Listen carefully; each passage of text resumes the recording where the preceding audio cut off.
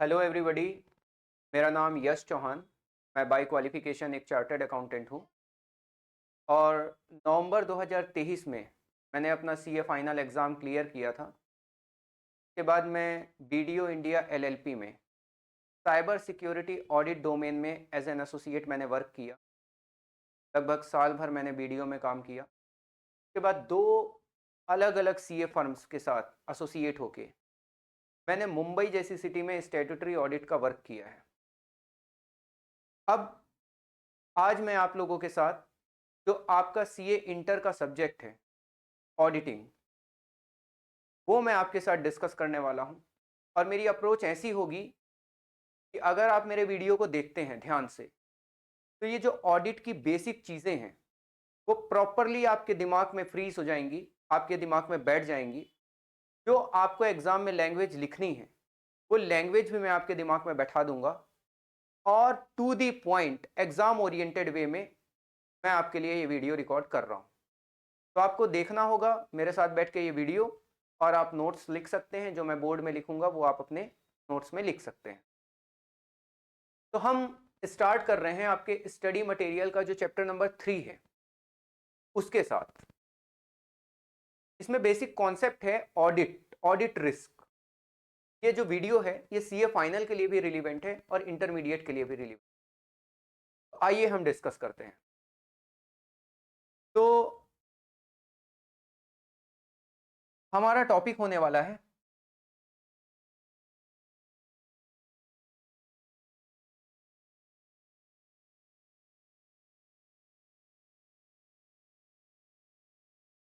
Audit risk. दोस्तों, हमको ये जानना होगा कि ऑडिट रिस्क होता क्या है।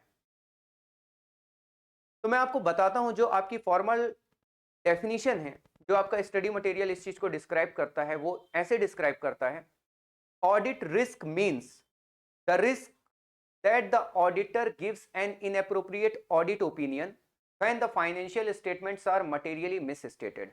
ऑडिट रिस्क का मतलब होता है कि ऐसा रिस्क कि ऑडिटर एक इनएप्रोप्रिएट ऑडिट ओपिनियन दे देगा, मतलब ऑडिटर एक गलत ऑडिट ओपिनियन दे देगा जब फाइनेंशियल स्टेटमेंट मटेरियली मिसस्टेटेड है।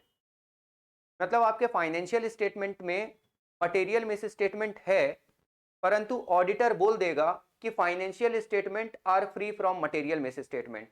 तो ये जो गलत ओपिनियन होने का खतरा है, जो रिस्क है, उसको हम ऑडिट रिस्क कहते हैं। थोड़ा सा मैं आपको एक उदाहरण से समझाता हूं। वो उदाहरण ये है कि फॉर एग्जाम्पल ये एक बच्चा है, इसका नाम है रमेश। ये आपकी क्लास का एक बच्चा है रमेश, और आपने मेरे को बोला कि सर रमेश के ऊपर ओपिनियन दीजिए कि रमेश अच्छा बच्चा है या नालायक बच्चा है। आपने मुझसे पूछा। अब मैंने रमेश से थोड़ी देर बात की और ये तो बड़ा सज्जन पुरुष लगा मेरे को, बड़े प्रेम से बात कर रहा था। तो मैंने अपना ओपिनियन दे दिया। मैंने अपना ओपिनियन दे दिया कि रमेश जो है वो गुड बॉय है। लेकिन बाद में जब मैं रमेश के दोस्तों से मिला, रमेश के रिश्तेदारों से मिला, तो मेरे को यह पता चला कि रमेश तो सिगरेट पीता है, रमेश तो गुटखा खाता है, रमेश तो परीक्षा में नकल करके पास होता है। तो एक्चुअल में रमेश जो है वो नालायक है। रमेश जो है वो है नालायक। एक्चुअल में रमेश जो है वो है नालायक। लेकिन मैंने बेटा क्या ओपिनियन दे दिया कि रमेश है गुड बॉय। तो ये जो मैंने गलती कर दी ना बेटा, ये जो मैंने एक गलती कर दी ना, ये जो गलती का रिस्क है ना, अगर इसी को आप ऑडिटर के कॉन्टेक्स्ट में समझोगे तो वो ऑडिट रिस्क है। मैंने यहां पे क्या गलती किया? मैंने गलती ये कर दिया कि मैंने कह दिया रमेश जो है वो गुड बॉय है, लेकिन एक्चुअल में रमेश जो है सिगरेट पीता है, रमेश गुटखा खाता है, रमेश नकल करके पास होता है। मतलब रमेश के अंदर बहुत सारी खामियां हैं। ऑडिट के पॉइंट ऑफ व्यू से मटेरियल मिस स्टेटमेंट है, लेकिन मैंने ओपिनियन दे दिया कि रमेश तो अच्छा बच्चा है। तो ये जो गलत ओपिनियन एक्सप्रेस करने का रिस्क है, इनएप्रोप्रिएट ओपिनियन देने का रिस्क है बेटा, इसी को हम बोलते हैं ऑडिट रिस्क। तो अब आइए मैं आपको ऑडिट रिस्क के बारे में बोलता हूं।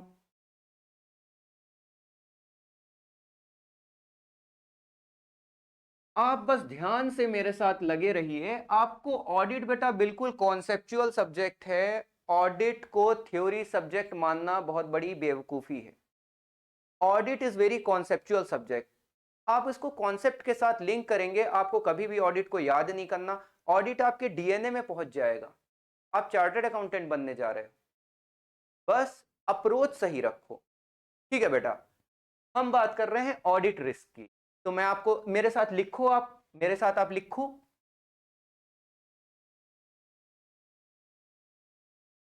लिखो बेटा, audit risk, audit risk means the risk that the auditor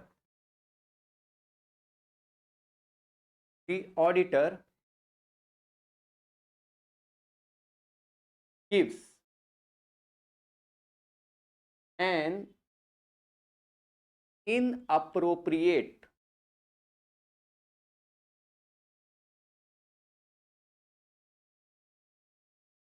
audit risk means the risk that the auditor gives an inappropriate audit opinion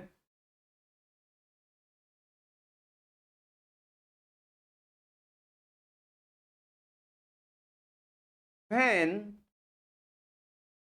the financial statement when the financial statement are materially misstated.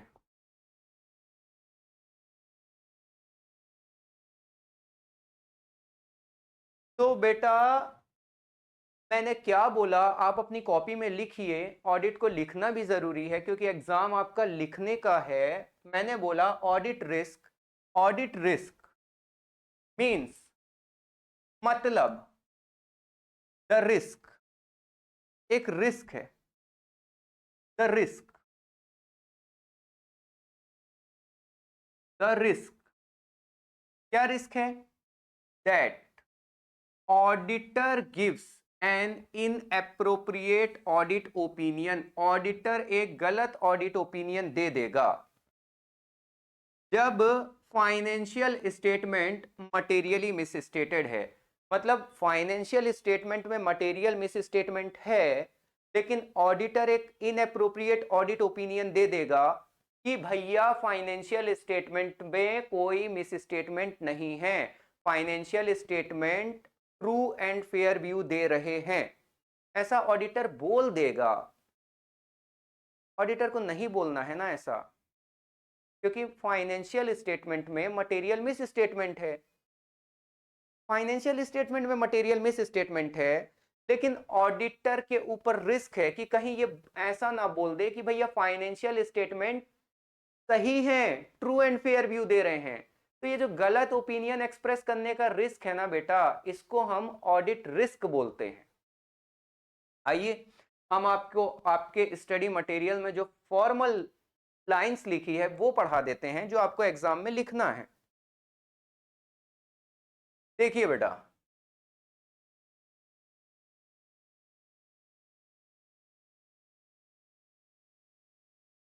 देखिए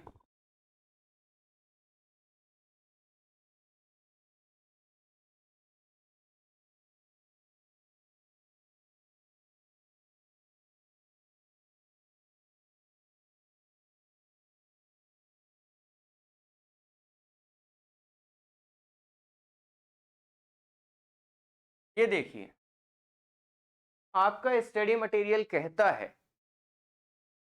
क्या कहता है? ये कहता है audit risk मतलब एक risk कि ऑडिटर दे देगा इनएप्रोप्रिएट ऑडिट ओपिनियन जब फाइनेंशियल स्टेटमेंट में मटेरियल मिसस्टेटमेंट है। मतलब जब फाइनेंशियल स्टेटमेंट मटेरियली मिसस्टेटेड है और ऑडिटर एक इनएप्रोप्रिएट ऑडिट ओपिनियन दे देगा। इनएप्रोप्रिएट ऑडिट ओपिनियन बेटा क्या देगा? यहाँ वो ये बोल देगा ना कि ऑडिटर, ये बोल देगा ना कि फाइनेंशियल स्टेटमेंट में कोई मिस स्टेटमेंट नहीं है, जबकि है, तो ये जो खतरा है ना गलत और इनएप्रोप्रिएट ऑडिट ओपिनियन देने का, इसको हम बोलते हैं ऑडिट रिस्क। ठीक है, थोड़ा सा स्टडी मैट को और पढ़ते हैं।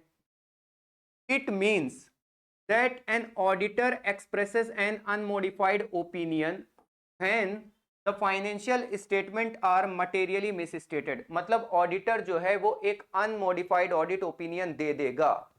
अनमोडिफाइड, अनमोडिफाइड याद करो, अनमोडिफाइड मतलब होता है क्लियर, साफ, बिना किसी मॉडिफिकेशन के। अनमोडिफाइड मतलब होता है कि financial statement are giving true and fair view and financial statement are free from any material misstatement. तो देखो, इसका मतलब ऑडिटर एक्सप्रेस कर देगा अनमोडिफाइड ओपिनियन जब फाइनेंशियल स्टेटमेंट में मटेरियल मिस स्टेटमेंट है। In such a case not only reputation of auditor would be damaged but he could also invite regulatory action from professional body and could face probable legal action by intended user। ये मैं आपको बताऊंगा कि यदि अगर auditor जो है वो ग्रॉस नेग्लिजेंट होता है और proper sufficient appropriate audit evidence नहीं गैदर कर पाता और उस वजह से ग्रॉस नेग्लिजेंस की वजह से वो गलत ओपिनियन देता है, तो आईसीएआई की डिसिप्लिनरी कमेटी भी उस पर एक्शन ले सकती है और नफरा भी अब उस पर एक्शन ले सकता है। वही चीज ये बोल रहे हैं। आइए थोड़ा सा हम आगे बढ़ते हैं।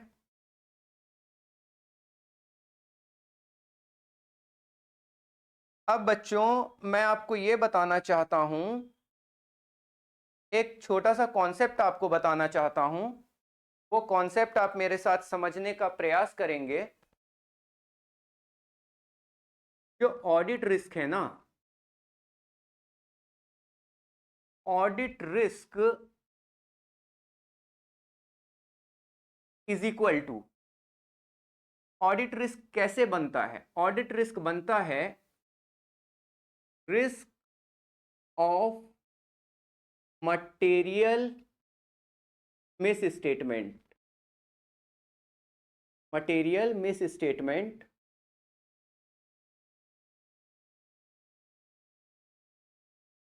Into detection risk.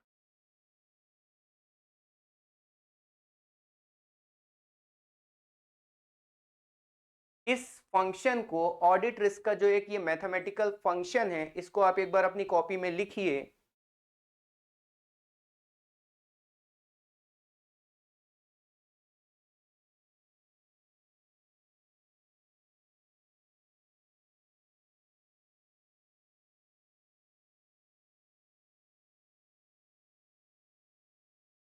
इस फंक्शन को आप लिखिए और अब आप मेरे साथ समझिए कि risk of material misstatement क्या होता है।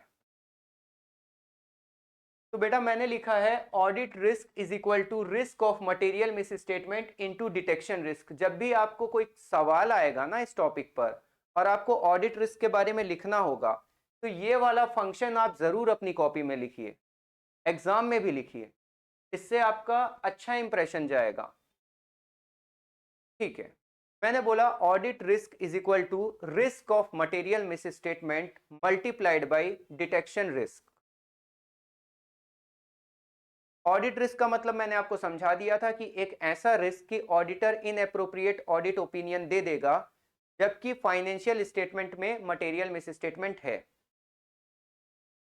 अब audit risk is equal to risk of material misstatement multiplied by detection risk. तो हम बात करते हैं पहले risk of material misstatement के बारे में। तो बच्चों ऐसे 200 ये बोलता है, ऐसे 200 बोलता है कि risk of material miss statement एक ऐसा रिस्क है कि फाइनेंशियल स्टेटमेंट में मटेरियल मिस स्टेटमेंट है प्रायर टू ऑडिट। मतलब क्या प्रोबेबिलिटी है फ्रॉड और एरर होने की फाइनेंशियल स्टेटमेंट में ऑडिट के पहले? इसको हम बोलेंगे risk of material misstatement. सुनो मेरी बात, risk of material misstatement is the risk that the financial statements are materially misstated prior to audit. Audit शुरू होने के पहले क्या चांसेस हैं, क्या प्रोबेबिलिटी है कि फाइनेंशियल स्टेटमेंट में मटेरियल मिसस्टेटमेंट होगा, उसे हम बोलते हैं रिस्क ऑफ मटेरियल मिसस्टेटमेंट। अच्छा, मैं आपको स्टडी मैट के डेफिनेशन में लेके चलता हूं। चलो थोड़ा सा लिखो, मेरे साथ लिखो, मेरे साथ लिखो।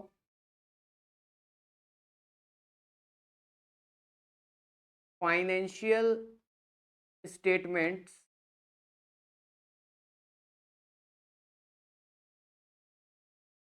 Are materially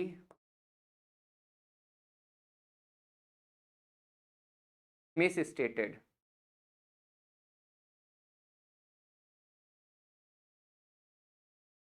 prior to audit।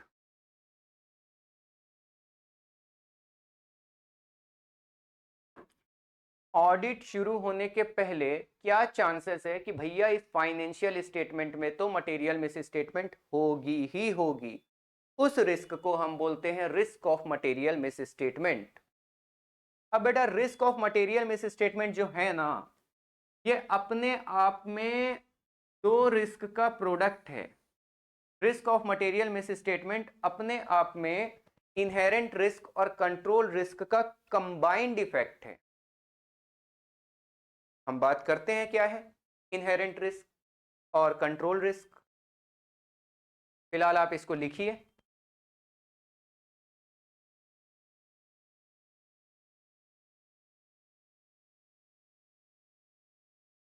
फिलहाल आप इसको लिखिए और आपके स्टडी मटेरियल पे आइए। देखिए स्टडी मटेरियल क्या बोलता है, रिस्क ऑफ मटेरियल मिसस्टेटमेंट क्या होता है। SA 200 states that risk of material misstatement is the risk that the financial statements are materially misstated prior to audit. It simply means that there is a probability of fraud or error in the financial statement before audit. Audit के पहले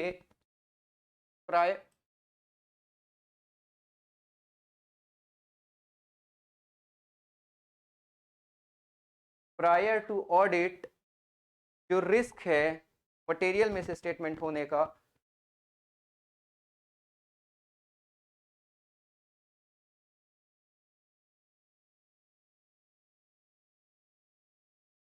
थोड़ा सा lighting का issue आ रहा है बेटा आप।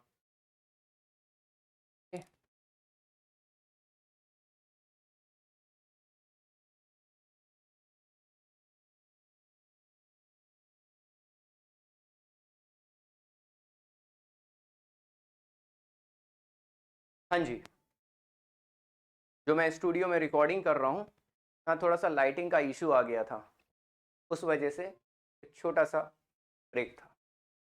ठीक है, तो मैं आपको बता रहा था कि रिस्क ऑफ मटेरियल मिसस्टेटमेंट क्या है। रिस्क ऑफ मटेरियल मिसस्टेटमेंट मतलब कि एक ऐसा रिस्क कि फाइनेंशियल स्टेटमेंट में मटेरियल मिसस्टेटमेंट होगी प्रायर टू ऑडिट। उसकी प्रवृत्ति क्या है, उसकी प्रवृत्ति ऐसी है कि उसमें मिसस्टेटमेंट होगी। ये जो रिस्क है ना, ये रिस्क ऑफ मटेरियल मिसस्टेटमेंट है। अब पहले बात ये आती है कि भाई मिस स्टेटमेंट क्या होता है। मैं एक कॉन्सेप्ट लेता हूं मिस स्टेटमेंट का, उसके बाद मैं दोबारा से ऑडिट रिस्क पर आऊंगा। तो पहले हमको ये जानना चाहिए कि मिस स्टेटमेंट होता क्या है। तो बच्चों मिस स्टेटमेंट का मतलब होता है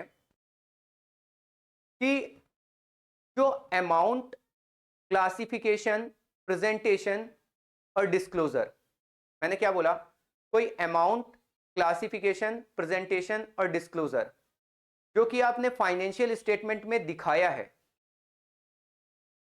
और अमाउंट, क्लासिफिकेशन, प्रेजेंटेशन और डिस्क्लोजर जो कि फाइनेंशियल रिपोर्टिंग फ्रेमवर्क के हिसाब से होना चाहिए, इन दोनों में अगर कोई अंतर है तो वो अंतर को हम बोलेंगे मिस स्टेटमेंट। अब उदाहरण के तौर पे कि अगर आपने कोई फिक्स असेट खरीदी, फिक्स असेट अगर आपने खरीदी है आपने कोई कैपिटल एक्सपेंडिचर किया है, तो कैपिटल एक्सपेंडिचर कभी भी प्रॉफिट एंड लॉस अकाउंट में डेबिट नहीं होगा। ये आपका फाइनेंशियल रिपोर्टिंग फ्रेमवर्क मतलब रिलीवेंट अकाउंटिंग स्टैंडर्ड ऐसा बोलता है। क्या बोलता है कि जो आपने कैपिटल एक्सपेंडिचर किया है वो प्रॉफिट एंड लॉस अकाउंट में डेबिट नहीं होगा।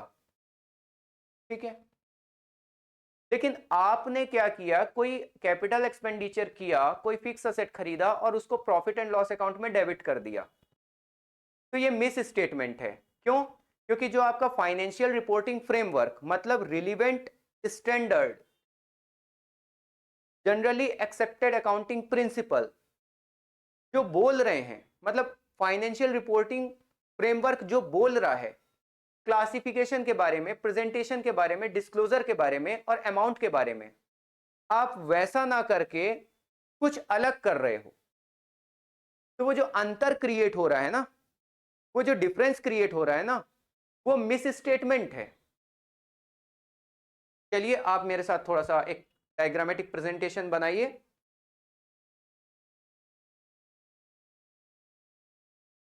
आप मेरे साथ डायग्रामेटिक प्रेजेंटेशन बनाइए।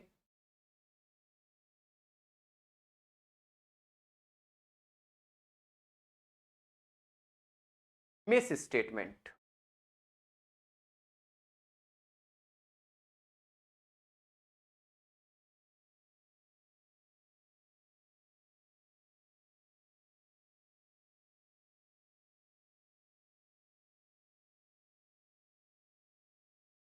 Miss statement.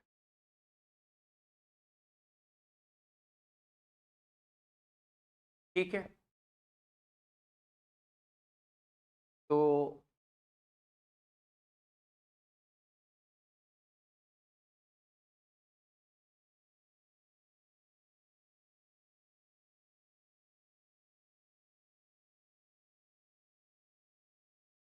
ये आपके फाइनेंस स्टेटमेंट।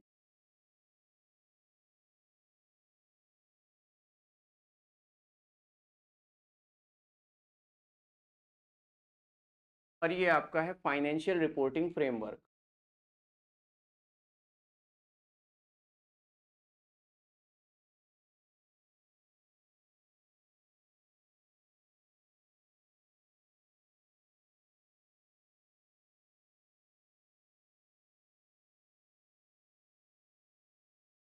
तो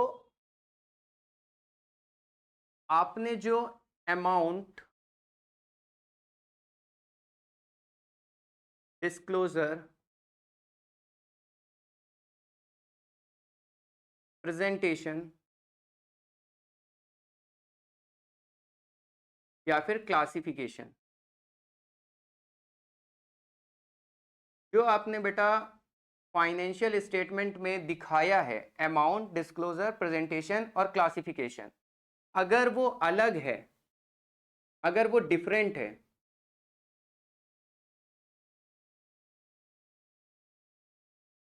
अगर वो डिफरेंट है किससे, फाइनेंशियल रिपोर्टिंग फ्रेमवर्क के हिसाब से जो अमाउंट आना चाहिए था, डिस्क्लोजर आना चाहिए था, प्रेजेंटेशन आना चाहिए था या क्लासिफिकेशन आना चाहिए था,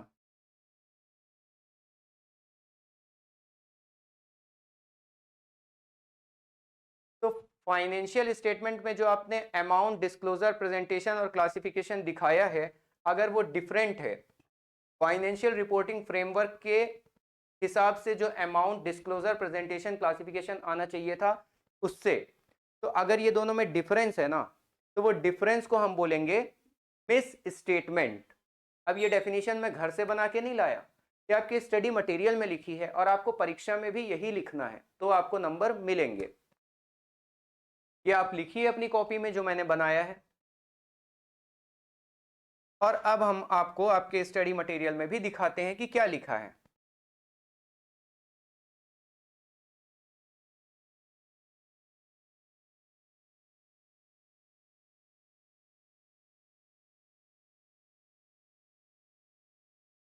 ठीक है, ये देखिए, what is meant by miss statement. Miss statement मतलब क्या होता है?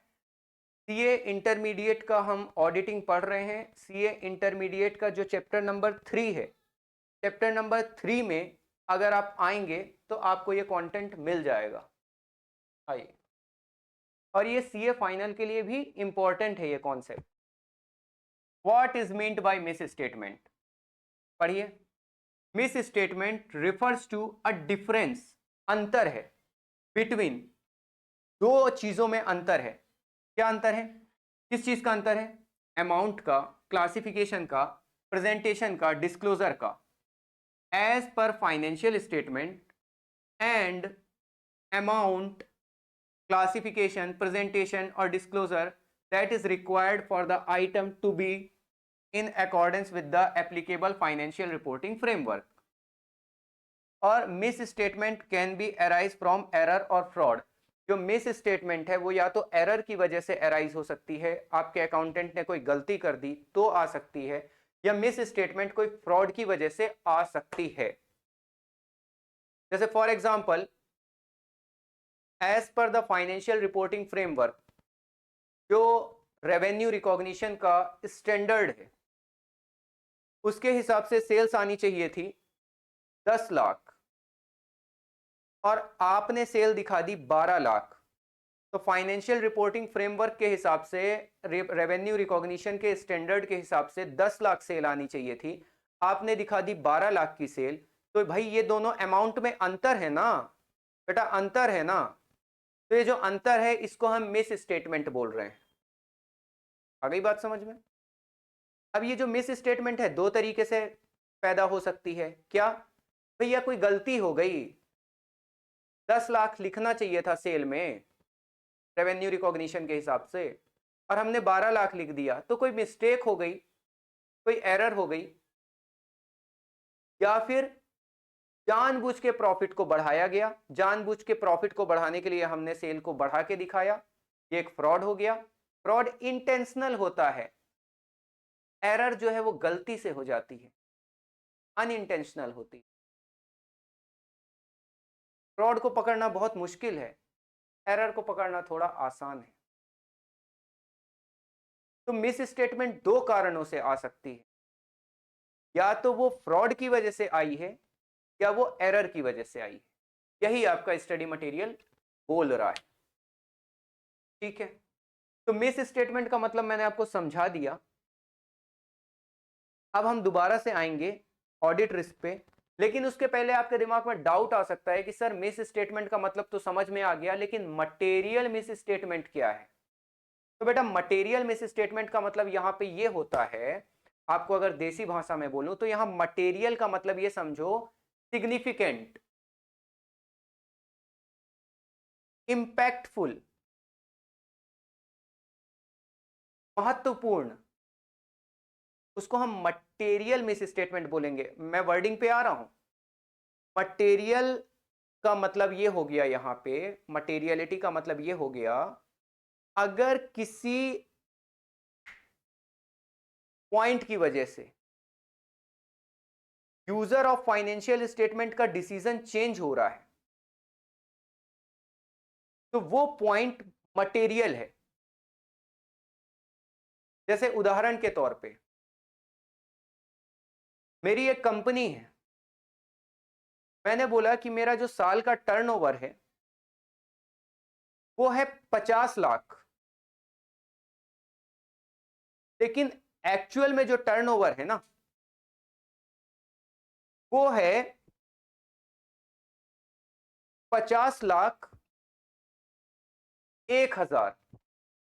तो बेटा अगर मैं बोलता हूं कि मेरा जो टर्नओवर है वो है 50 लाख, और बाद में मैं बोल दिया नहीं मेरा टर्नओवर है 50,01,000, तो जो आपने डिसाइड किया था कि सर की कंपनी में इन्वेस्ट करना है कि नहीं करना, वो डिसीजन चेंज थोड़ी हुआ बेटा। 1,000 में आपका डिसीजन थोड़ी चेंज हुआ, नहीं हुआ, तो वो इममटेरियल है। बट वहीं पे मैं बोलूं कि मैंने आपको दिखाया, मैंने आपको बताया कि मेरा टर्नओवर 50 लाख है, लेकिन एक्चुअल में मेरा टर्नओवर केवल 2 लाख है। तो मेरा 50 लाख का टर्नओवर देख के हो सकता है आपको लगे कि सर की कंपनी में इन्वेस्ट कर दें, सर के स्टार्टअप में इन्वेस्ट कर दें 50 लाख सुन के, लेकिन जब आपको पता चलेगा कि सर का टर्नओवर तो 2 लाख है, तो आपका जो डिसीजन था सर की कंपनी में इन्वेस्ट करने का वो चेंज हो गया ना बेटा।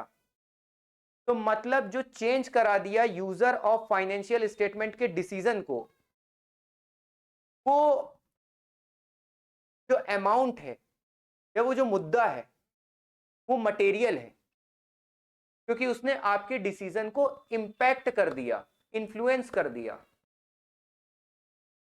तो मतलब कोई मिस स्टेटमेंट यदि अगर यूजर ऑफ फाइनेंशियल स्टेटमेंट के डिसीजन को इन्फ्लुएंस कर दे, चेंज कर दे, तो वो misstatement material misstatement कहलाएगी। और बीइंग एन ऑडिटर हमारा फोकस हमेशा मटेरियल मिस स्टेटमेंट में होगा। आई होप क्लियर है। ठीक है, धीरे धीरे हम कॉन्सेप्ट बिल्डअप कर रहे हैं। अगर आपने अगर ऑडिट अभी तक पढ़ा नहीं है, आप यहां से भी मेरे साथ जुड़ेंगे तो भी आपके दिमाग में क्लैरिटी आ जाएगी। आगे बढ़ते हैं।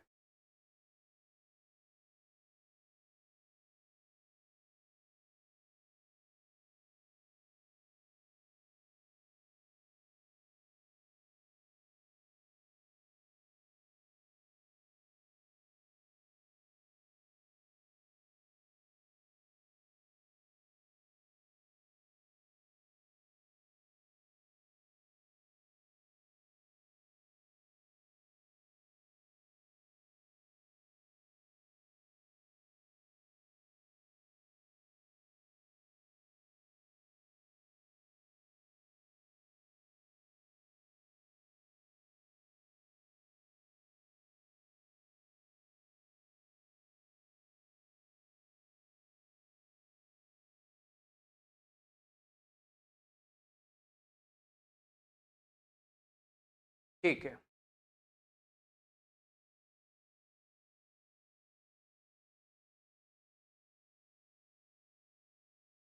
ठीक है। तो हम बात कर रहे हैं risk of material miss statement की। करेक्ट। तो risk of material miss statement basically दो लेवल पर एग्जिस्ट करता है। एक है ओवरऑल फाइनेंशियल स्टेटमेंट लेवल और दूसरा है assertion level for class of transaction account balance and disclose. तो risk of material misstatement मतलब कि प्रायर टू ऑडिट क्या रिस्क है कि फाइनेंशियल स्टेटमेंट में मटेरियल मिस स्टेटमेंट है। तो ये दो लेवल पे है रिस्क। एक तो पूरे के पूरे फाइनेंशियल स्टेटमेंट लेवल पर, और दूसरा है एक किसी ट्रांजैक्शन के या अकाउंट बैलेंस के या डिस्क्लोजर के एसर्शन लेवल पर। दो लेवल पर ये होगा।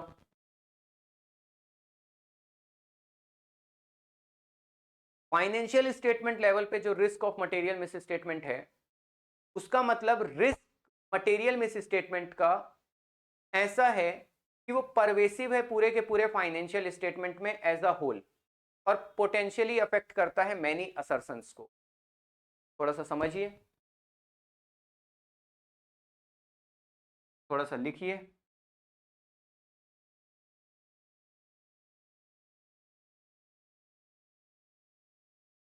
Risk of material miss statement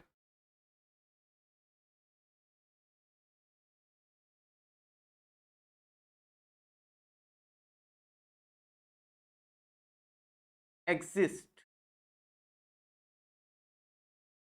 exist करता है ये दो लेवल पर।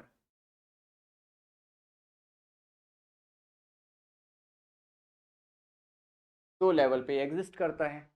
पहला क्या है? पहला क्या लेवल पे है? ओवरऑल फाइनेंशियल स्टेटमेंट लेवल पे। ओवरऑल फाइनेंशियल स्टेटमेंट लेवल मतलब मिस स्टेटमेंट जो है वो पूरे के पूरे फाइनेंशियल स्टेटमेंट में फैली हुई है। मतलब मटेरियल मिस स्टेटमेंट जो है वो पूरे के पूरे फाइनेंशियल स्टेटमेंट में फैली हुई है। Material miss statement relates pervasively to the financial statement।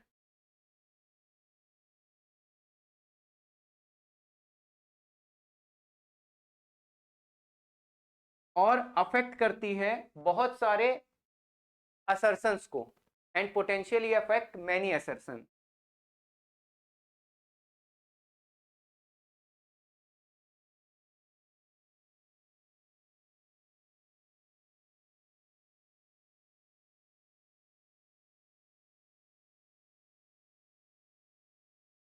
तो लिखिए,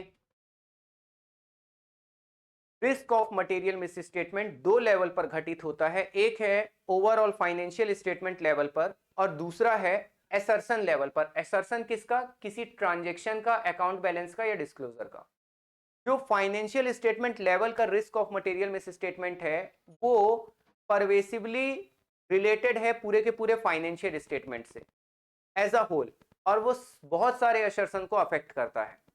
लेकिन जो risk of material miss statement assertion level का है ना, जो असर्शन लेवल का है, वो किसी ट्रांजेक्शन के किसी असर्शन को अफेक्ट करता है। जैसे एक ट्रांजेक्शन है, उसका एक असर्शन होता है अकरेंस, मतलब वो ट्रांजेक्शन एक्चुअल में हुआ था। अकरेंस एक असर्शन है। कंप्लीटनेस एक असर्शन है। वो मैं बाद में बात करूंगा कि असर्शंस क्लास ऑफ ट्रांजेक्शन के क्या होते हैं, और अकाउंट बैलेंस के क्या होते हैं, और डिस्क्लोजर के क्या होते हैं। फिलहाल के लिए आप ये समझो कि जो risk of material miss statement financial statement level का होता है, वो रिस्क ऐसा है कि वो पूरे के पूरे फाइनेंशियल स्टेटमेंट पे परवेसिवली फैला हुआ है। मतलब मिस स्टेटमेंट बहुत सारे असर्शंस को अफेक्ट करेगी, पूरे के पूरे फाइनेंशियल स्टेटमेंट को अफेक्ट करेगी। और जो असर्शन लेवल का रिस्क होता है, वो किसी पर्टिकुलर ट्रांजैक्शन में मिस स्टेटमेंट हो गई, या किसी अकाउंट बैलेंस में मिस स्टेटमेंट हो गया, या किसी डिस्क्लोजर में हो गया।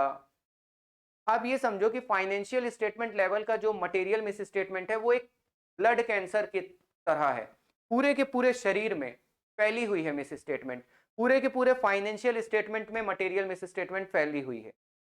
और जो असर्शन लेवल की मिस स्टेटमेंट है, मटेरियल मिस स्टेटमेंट है, वो आप समझो कि आपका कोई हाव हो गया है, जो पर्टिकुलर किसी एक ट्रांजैक्शन पे, या अकाउंट बैलेंस पे, या पर्टिकुलर किसी डिस्क्लोजर पर फैली हुई है। तो ये दो अंतर हो गया।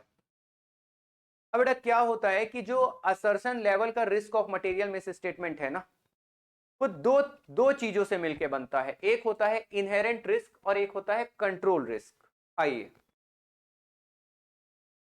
हम बात करते हैं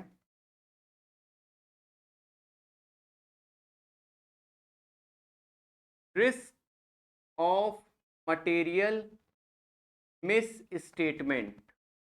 risk of material miss statement दो चीजों से मिलकर बनता है। एक है इनहेरेंट रिस्क, और दूसरा है कंट्रोल रिस्क।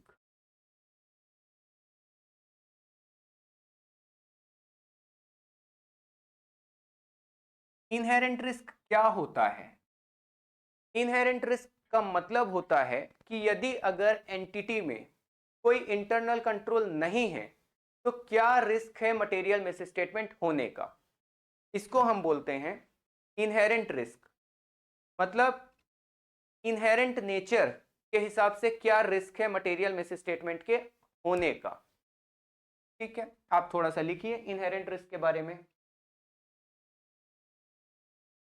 लिखिए, जो मैं वर्डिंग लिख रहा हूं वही लिखिएगा, इससे आपको एग्जाम में नंबर मिलेंगे।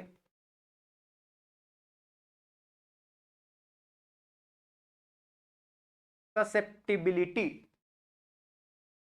Of an assertion.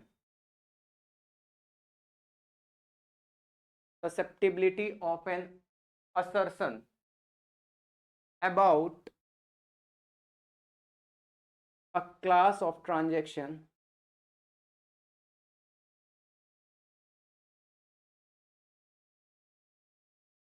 susceptibility of an assertion about a class of transaction, account balance,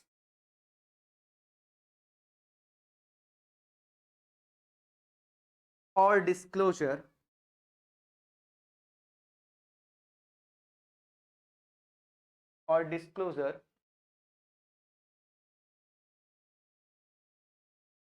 to a misstatement, to a misstatement,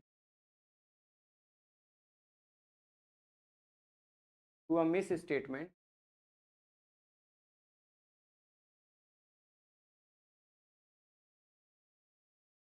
either individually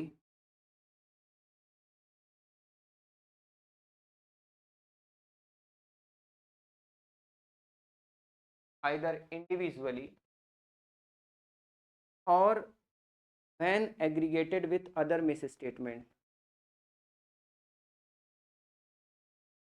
other misstatement.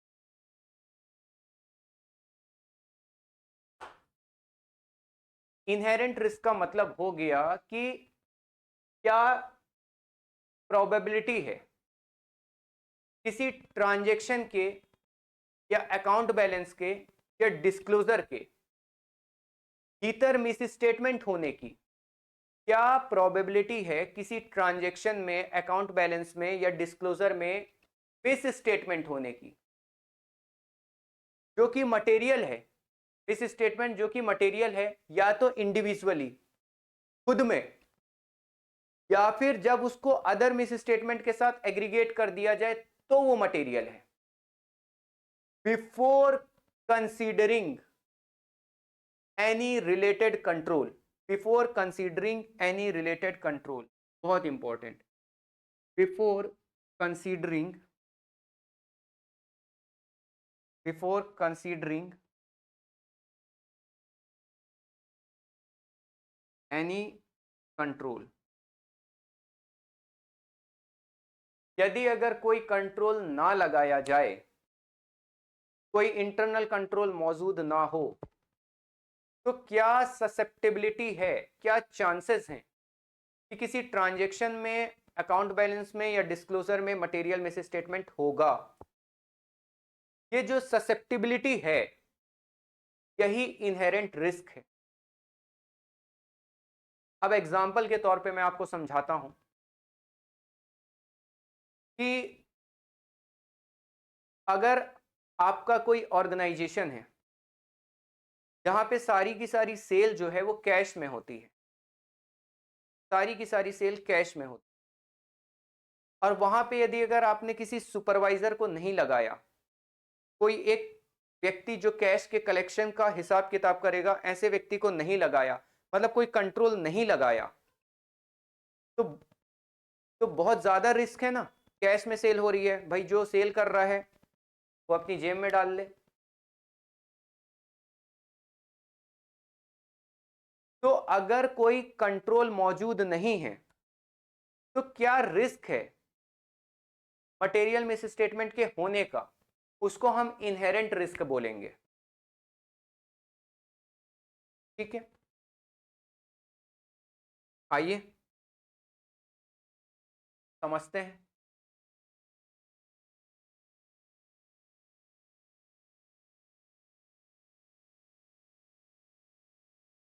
आइए समझते हैं।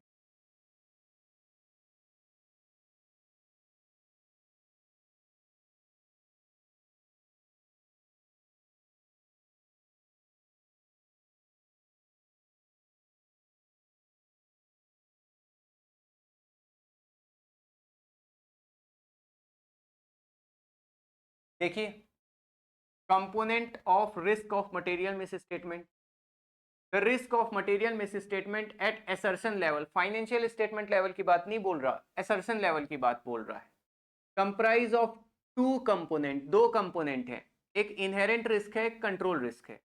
Both inherent risk and control risk are the entity's risk that exist independently of the audit of financial statement. ठीक है, inherent risk देखिए क्या है। Inherent risk के लिए आपका मॉड्यूल क्या बोलता है? Inherent risk is the susceptibility, मतलब चांसेस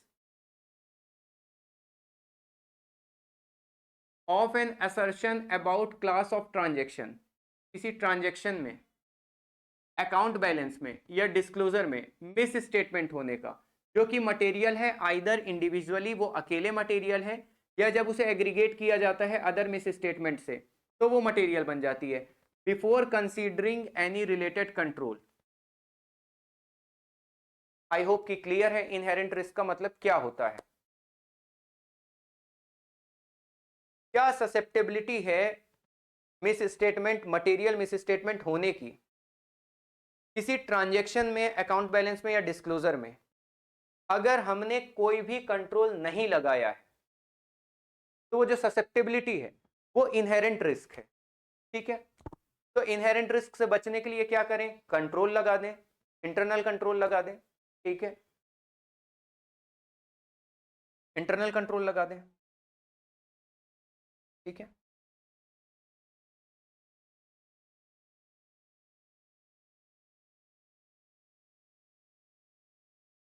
तो इंटरनल कंट्रोल से इनहेरेंट रिस्क को हम रोक पाएंगे, लेकिन उसके बाद भी कंट्रोल रिस्क हमारे पास रहेगा। तो अब हम बात कर लेते हैं कंट्रोल रिस्क क्या होता है। तो हम अभी तक देख रहे हैं कि risk of material misstatement is equal to inherent risk multiplied by control risk. हम बात कर लेते हैं कंट्रोल रिस्क क्या होता है। तो कंट्रोल रिस्क का मतलब ये होता है कि मटेरियल मिस स्टेटमेंट हो सकता है, कंट्रोल लगाने के बाद भी उसे हम बोलेंगे कंट्रोल रिस्क। आपका ऐसे 200 ये बोलता है कि कंट्रोल रिस्क एक रिस्क है कि मटेरियल मिस स्टेटमेंट हो सकती है किसी ट्रांजैक्शन में, अकाउंट बैलेंस में या डिस्क्लोजर में। मैंने क्या बोला कि मटेरियल मिस स्टेटमेंट हो सकती है किसी ट्रांजैक्शन में, अकाउंट बैलेंस में या डिस्क्लोजर में, और वो मटेरियल मिस स्टेटमेंट प्रिवेंट नहीं की जा सकती, डिटेक्ट नहीं की जा सकती, करेक्ट नहीं की जा सकती एंटिटी के इंटरनल कंट्रोल के द्वारा। मतलब एंटिटी का इंटरनल कंट्रोल इतना मजबूत नहीं है कि वो इस मटेरियल मिस स्टेटमेंट को रोक पाए, तो उसको हम कहते हैं कंट्रोल रिस्क। मतलब कंट्रोल लगा लो, इंटरनल कंट्रोल लगा लो, इंटरनल कंट्रोल होने के बाद भी जो मटेरियल मिस स्टेटमेंट हो जाएगी किसी ट्रांजैक्शन में, अकाउंट बैलेंस में या डिस्क्लोजर में, उसको हम बोलते हैं कंट्रोल रिस्क। कि आपका इंटरनल कंट्रोल भी प्रिवेंट नहीं कर पाएगा, डिटेक्ट नहीं कर पाएगा, करेक्ट नहीं कर पाएगा इस वाले मिस स्टेटमेंट को, जो कि मटेरियल है आइदर इंडिविजुअली और when aggregated with the other miss statement. थोड़ा सा लिखते हैं कंट्रोल रिस्क क्या है, थोड़ा मेरे साथ आप लिखिए।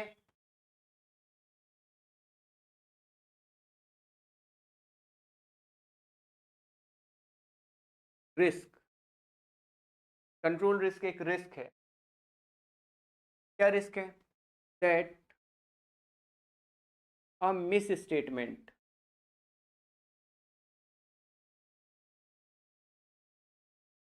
that a misstatement that could occur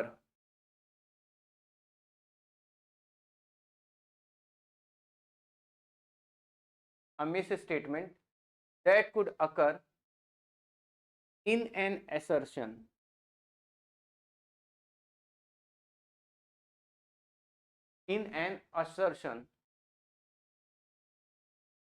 about a class of transaction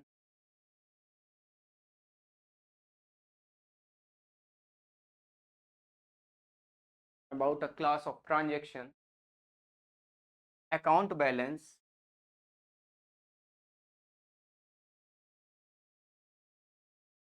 or disclosure।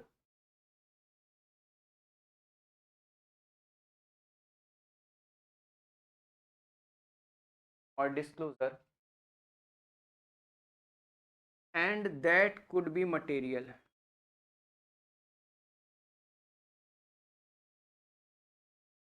Audit में लिखना इम्पॉर्टेंट है, इसलिए मैं लिख भी रहा हूँ आपके साथ, ताकि आपको भी बोरिंग फील ना हो, आपका भी मन लगा रहे, और साथ में मैं ऑन कैमरा, ऑन वीडियो आपके साथ मेहनत कर रहा हूँ ताकि आपका मन भी लगा रहेगा, आपका थोड़ा सा टाइम पास भी होता रहेगा और इस तरीके से आपको ये ऑडिट जो सब्जेक्ट है वो प्रिपेयर भी होता रहेगा।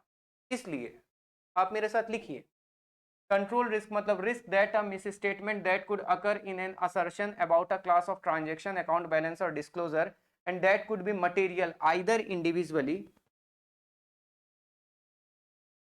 either individually or when aggregated with other misstatement with other misstatement। आप लिखने को इग्नोर मत कीजिए, आपको लगेगा कि ये स्टडी मटेरियल में या आपके बुक में लिखा हुई है ये सारी चीजें, बट आप लिखिए मेरे साथ, लिखने से आपकी प्रैक्टिस होगी। मैंने क्या बोला, कंट्रोल रिस्क मतलब risk that a misstatement that could occur, कोई मिस स्टेटमेंट जो हो सकती है किसी ट्रांजेक्शन में, अकाउंट बैलेंस में या डिस्क्लोजर में, और वो मटेरियल होगी या तो स्वयं में इंडिविजुअली या जब उसको दूसरे मिस स्टेटमेंट के साथ एग्रीगेट कर दिया जाए तब, एंड और will not be prevented, detected and corrected on a timely basis by the entity's internal control। और इस मिस स्टेटमेंट को रोक नहीं पाएगा आपका internal control, and will not be prevented, detected or corrected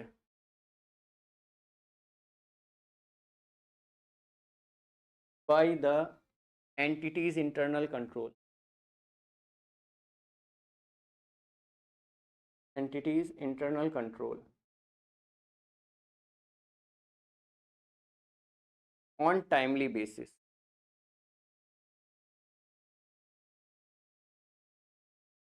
ये हो गया आपका कंट्रोल रिस्क। अब थोड़ा सा एक बार आप समझिए, कॉन्सेप्ट्स को समझने के लिए मैं आपको समझाना चाहता हूं। जैसे आप मानिए कि ये एक आटा छानने वाली छन्नी है, ठीक है, आटा छानने वाली छन्नी है और ये आटा है। आटा जो है वो है मटेरियल मिस स्टेटमेंट। तो ये छन्नी लगाने के पहले, कंट्रोल लगाने के पहले, जो ये मटेरियल मिस स्टेटमेंट है, ये जो रिस्क है मटेरियल मिस स्टेटमेंट होने का, कंट्रोल लगाने के पहले ये रिस्क है, इसको हम बोलेंगे इनहेरेंट रिस्क। कि कंट्रोल लगाने के पहले जो risk of material misstatement है वो है इनहेरेंट रिस्क। अब आपने ये छन्नी तो लगाई है, पर कुछ आटा या कुछ इसमें आप डालोगे तो वो नीचे छन्ने के बाद भी कुछ कुछ नीचे आ जाएगा।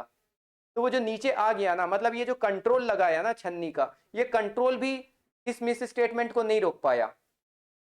तो कंट्रोल लगाने के बाद भी जो मटेरियल मिस स्टेटमेंट हो जाएगी किसी ट्रांजेक्शन में या अकाउंट बैलेंस में या डिस्क्लोजर में,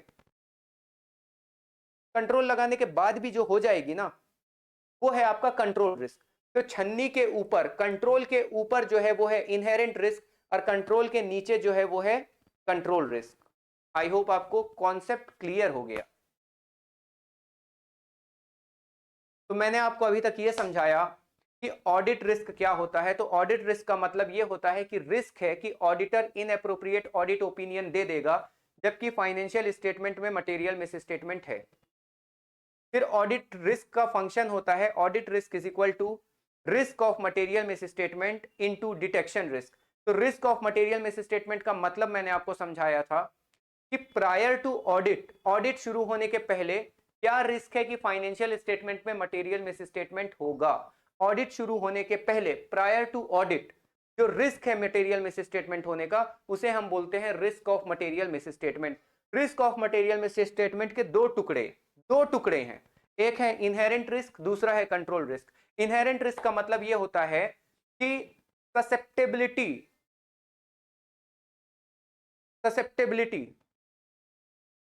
of misstatement that could occur in the assertion of transaction, account balance, disclosure, that could be material either individually or when aggregated with the other misstatement before considering any related internal control। inherent risk हो गया। inherent risk मतलब material miss statement होने का risk before considering internal control. फिर मैंने बोला inherent risk into control risk. Control risk का मतलब क्या हो गया कि susceptibility of miss statement, chances है मिस स्टेटमेंट होने का किसी ट्रांजैक्शन में, अकाउंट बैलेंस में, डिस्क्लोजर में। वो मिस स्टेटमेंट या तो अकेले में मटेरियल है या दूसरी मिस स्टेटमेंट के साथ एग्रीगेट होकर मटेरियल हो जाएगी, और जो एंटिटी का इंटरनल कंट्रोल है वो प्रिवेंट नहीं कर पाएगा, डिटेक्ट नहीं कर पाएगा, करेक्ट नहीं कर पाएगा इस मिस स्टेटमेंट को टाइमली बेसिस पर। इंटरनल कंट्रोल प्रिवेंट नहीं कर पाएगा, डिटेक्ट नहीं कर पाएगा, करेक्ट नहीं कर पाएगा मटेरियल मिस स्टेटमेंट को टाइमली बेसिस पर। तो ये जो रिस्क है ये कंट्रोल रिस्क है। इंटरनल कंट्रोल फेल हो गया आपका, ये कंट्रोल रिस्क है। तो इनहेरेंट रिस्क और कंट्रोल रिस्क मिलकर बनाते हैं risk of material miss statement.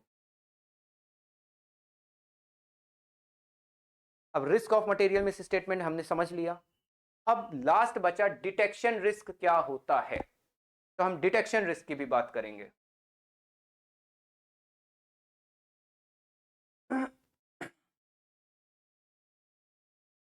अच्छा,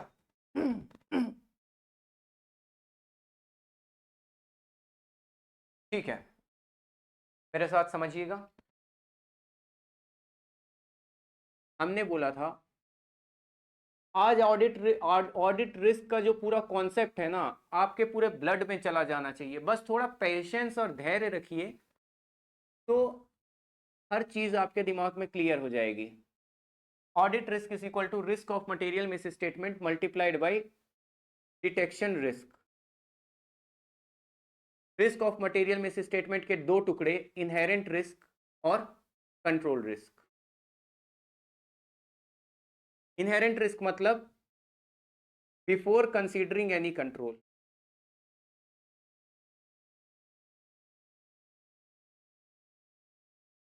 एनी रिलेटेड कंट्रोल।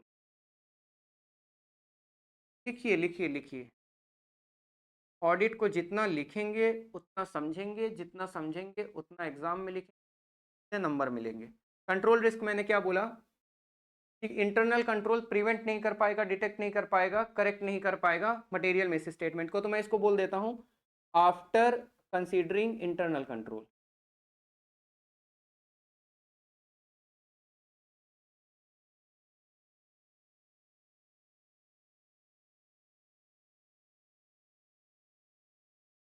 ठीक है, तो ये हमने समझ लिया। अब बात करते हैं डिटेक्शन रिस्क क्या है। तो बेटा अभी तक जो risk of material miss statement था ना ये ऑडिटर के हाथ में था नहीं। ये क्या था, ऑडिटर के हाथ में नहीं था, क्योंकि इनहेरेंट नेचर बिजनेस का ऑडिटर ने डिसाइड नहीं किया, इंटरनल कंट्रोल भी ऑडिटर ने डिसाइड नहीं किया, वो मैनेजमेंट ने डिसाइड किया। तो risk of material miss statement purely client के हाथ में होता है।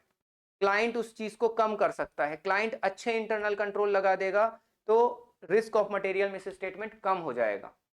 ऑडिटर के हाथ में कुछ भी नहीं है। लेकिन ऑडिटर के हाथ में डिटेक्शन रिस्क को कम करना हो सकता है। तो हम बात करते हैं डिटेक्शन रिस्क क्या होता है।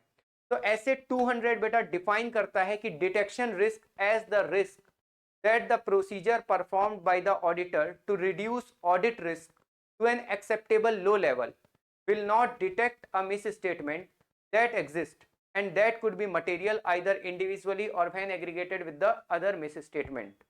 मतलब ये हुआ कि डिटेक्शन रिस्क एक ऐसा रिस्क है कि ऑडिटर के द्वारा परफॉर्म किए हुए ऑडिट प्रोसीजर, जो ऑडिटर अपने ऑडिट प्रोसीजर परफॉर्म कर रहा है ना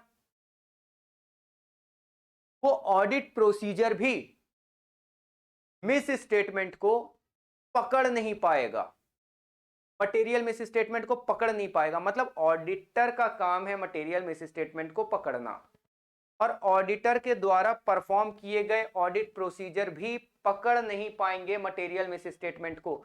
ये जो रिस्क है ये डिटेक्शन रिस्क है, ये ऑडिटर के हाथ में। तो आप मेरे साथ थोड़ा सा लिखिए detection risk.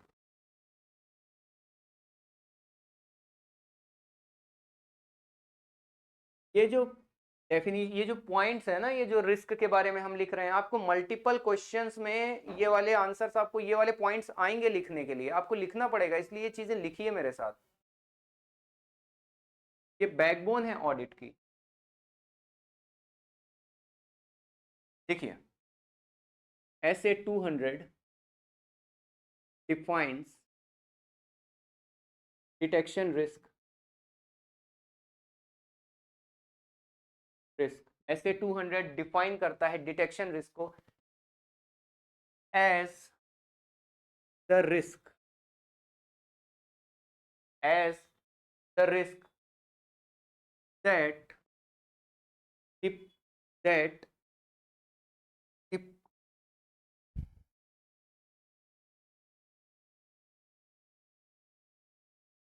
the risk that the procedures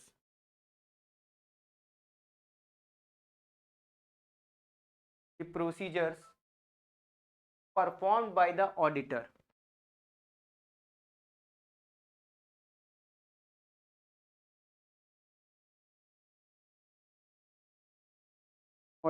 to reduce the audit risk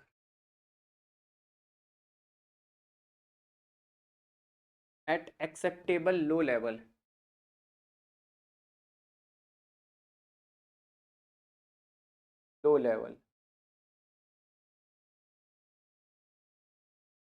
मैंने क्या बोला? Detection risk as the risk that the procedure performed by the auditor to reduce audit risk to an acceptable low level will not detect a misstatement. वो पकड़ नहीं पाएगा misstatement को, auditor का audit procedure will not detect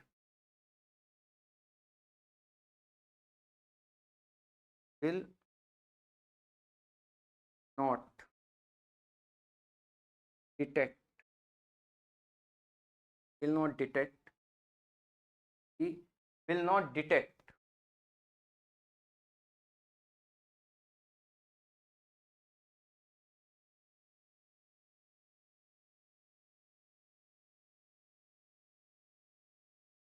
या ऐसा लिखिए, will not detect the material misses।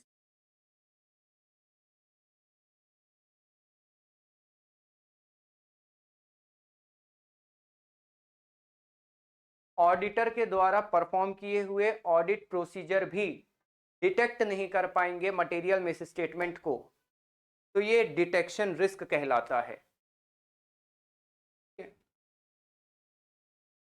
देखिए,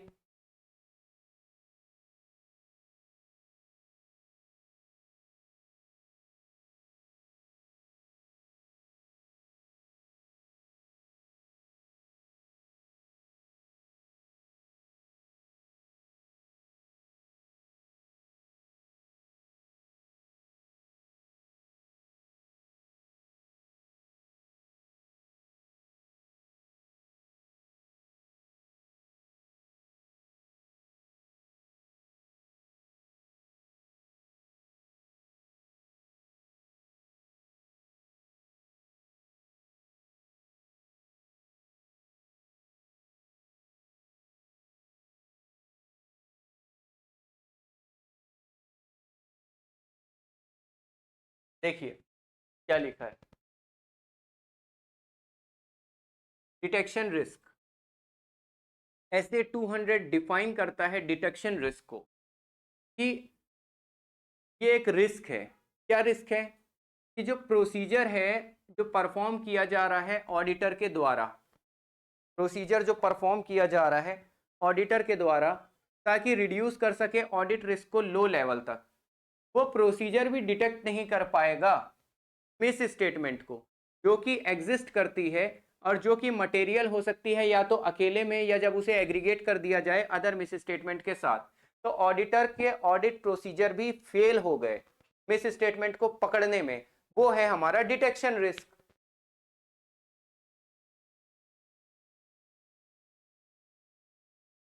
ठीक है, आगे बढ़ते हैं। जैसे फॉर एग्जांपल देखिए, auditor of a company uses a certain audit procedure for the purpose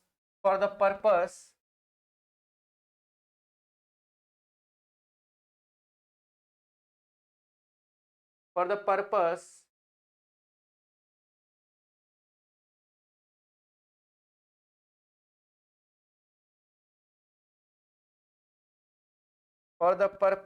of obtaining audit evidence and reducing audit risk, but still there will remain a risk that audit procedure used by auditor may not be able to detect a misstatement which by nature is material, then that risk is known as detection risk। कि auditor का audit procedure भी इस misstatement को नहीं पकड़ पाएगा, material misstatement को नहीं पकड़ पाएगा, ये है आपका डिटेक्शन रिस्क।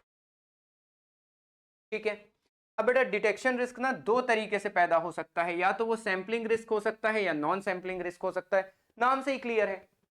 अब ऑडिटर जब अपने ऑडिट प्रोसीजर परफॉर्म करेगा तो आपको पता है कि वो 100% आइटम पे तो ऑडिट प्रोसीजर लगाएगा नहीं, वो एक सैंपल लेगा, सैंपल पे ऑडिट प्रोसीजर लगाएगा। तो डिटेक्शन रिस्क दो तरीके से आता है, सैंपलिंग रिस्क और non sampling risk. Sampling risk क्या होता है कि ऑडिटर ने जो अपना सैंपल लिया है वो सैंपल के हिसाब से कंक्लूजन आ जाएगा कि मटेरियल मिसस्टेटमेंट नहीं है, लेकिन अगर वो पूरे के पूरे पॉपुलेशन में ऑडिट प्रोसीजर लगाता तो उसका ओपिनियन आता कि मटेरियल मिसस्टेटमेंट है। तो ये हो गया सैंपलिंग रिस्क। और नॉन सैंपलिंग रिस्क क्या है? नॉन सैंपलिंग रिस्क मतलब वो पकड़ नहीं पाया मिसस्टेटमेंट को। पढ़िए इसको, मेरे साथ पढ़िए, देखिए मेरे साथ पढ़िए ध्यान से। Detection risk comprise sampling risk and non sampling risk. अब सैंपलिंग रिस्क क्या है? Sampling risk is the risk that the auditors conclusion based on a sample, मतलब सैंपल के आधार पे जो ऑडिटर ने कंक्लूजन दिया ना वो डिफरेंट हो सकता है from the conclusion if entire population were subject to the same audit procedure. मतलब जो सैंपल के आधार पे ऑडिटर ने ऑडिट प्रोसीजर सैंपल पे जो लगाया ना, उसके हिसाब से जो उसने ओपिनियन दिया वो डिफरेंट है, वो डिफरेंट हो जाता अगर वो सेम ऑडिट प्रोसीजर पूरे के पूरे पॉपुलेशन पे लगती। तो ये जो रिस्क है ये सैंपलिंग रिस्क है। दूसरा है आपका non sampling risk. Non sampling risk देखो, non sampling risk is the risk that the auditor reaches an erroneous conclusion. Auditor erroneous conclusion पे पहुंच गया for any reason not related to sampling risk. मतलब auditor ने किसी और reason से, किसी और कारण से एरोनियस कंक्लूजन दे दिया, गलत ओपिनियन दे दिया क्योंकि सैंपल से रिलेटेड नहीं है, तो वो नॉन सैंपलिंग रिस्क हो गया। तो बेटा डिटेक्शन रिस्क दो तरीके से पैदा होता है, एक सैंपलिंग रिस्क कि ऑडिटर ने जो सैंपल पे ऑडिट प्रोसीजर लगाया, अगर सेम ऑडिट प्रोसीजर वो पूरी पॉपुलेशन पे लगाता तो उसका ओपिनियन अलग होता, तो हमने सही सैंपल नहीं चूज किया या हमारे सैंपल में वो मटेरियल मिसस्टेटमेंट नहीं पकड़ाई, इसे बोलते हैं सैंपलिंग रिस्क। और नॉन सैंपलिंग रिस्क मतलब कि किसी अदर रीजन से गलत ओपिनियन चला गया। ठीक है, तो कुल मिला के हमारा कंक्लूजन पे हम आते हैं और इस चर्चा को आज के लिए तो समाप्त करते हैं। आज हमने कुछ खास नहीं पढ़ा, आज हमने केवल ये पढ़ा है कि ऑडिट रिस्क मतलब क्या होता है। ऑडिट रिस्क मतलब होता है कि ऑडिटर एक इनएप्रोप्रिएट ऑडिट ओपिनियन दे देगा जबकि फाइनेंशियल स्टेटमेंट में मटेरियल मिस स्टेटमेंट है। मतलब ऑडिटर बोल देगा कि फाइनेंशियल स्टेटमेंट सही है, ट्रू एंड फेयर व्यू दे रहा है, जबकि फाइनेंशियल स्टेटमेंट में मटेरियल मिस स्टेटमेंट है। तो ये जो रिस्क है वो है ऑडिट रिस्क। ऑडिट रिस्क दो चीजों से मिलकर बन रहा है, ऑडिट रिस्क दो चीजों से मिलकर बन रहा है। वो दो चीजें हैं, risk of material miss statement,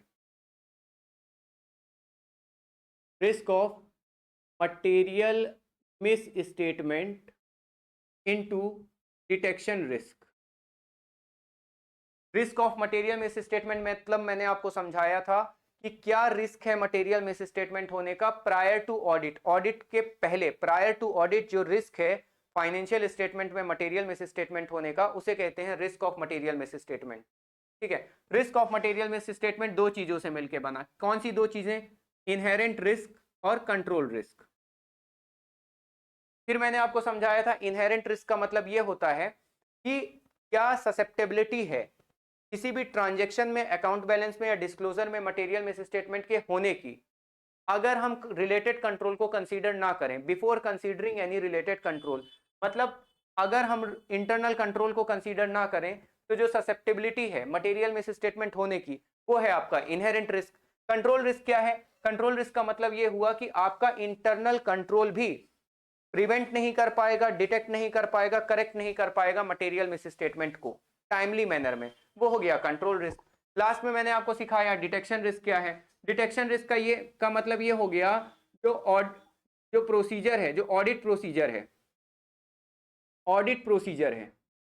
audit procedure भी पकड़ नहीं पाएगी, audit procedure will not detect, ये भी नहीं पकड़ पाएगी। क्या नहीं पकड़ पाएगी? मटेरियल मिस स्टेटमेंट को नहीं पकड़ पाएगी। बाप रे बाप, मटेरियल मिस स्टेटमेंट ऐसा हो गया कि ऑडिट प्रोसीजर भी मटेरियल मिस स्टेटमेंट को नहीं पकड़ पाएगी, तो ये क्या हो गया? डिटेक्शन रिस्क हो गया। तो भैया risk of material miss statement और डिटेक्शन रिस्क ये दोनों मिलकर बनाते हैं आपके ऑडिट रिस्क को। और ऑडिटर के जीवन का उद्देश्य क्या है? ऑडिटर के जीवन का उद्देश्य ये है कि वो अपनी इस तरीके से ऑडिट प्रोसीजर को डिजाइन करे कि वो ऑडिट रिस्क को एक्सेप्टेबली लो लेवल तक पहुंचा दे। ऑडिटर के जीवन का मात्र उद्देश्य ये है कि वो अपने ऑडिट प्रोसीजर को इस तरह से डिजाइन करे कि audit risk acceptably low level, जितना लो लेवल पर हो सके भैया उतने लो लेवल तक ऑडिट रिस्क पहुंच जाए। ऑडिट रिस्क से कोई ऑडिटर बच नहीं पाया, लेकिन ऑडिट प्रोसीजर ऐसी बना दे कि एक्सेप्टेबली लो लेवल, कितना लो लेवल तक पहुंचाना हो उतना लो लेवल तक पहुंचा दे ऑडिट रिस्क को। यही है ऑडिटर के जीवन का उद्देश्य। तो आज की चर्चा को हम यहीं समाप्त करते हैं। धन्यवाद।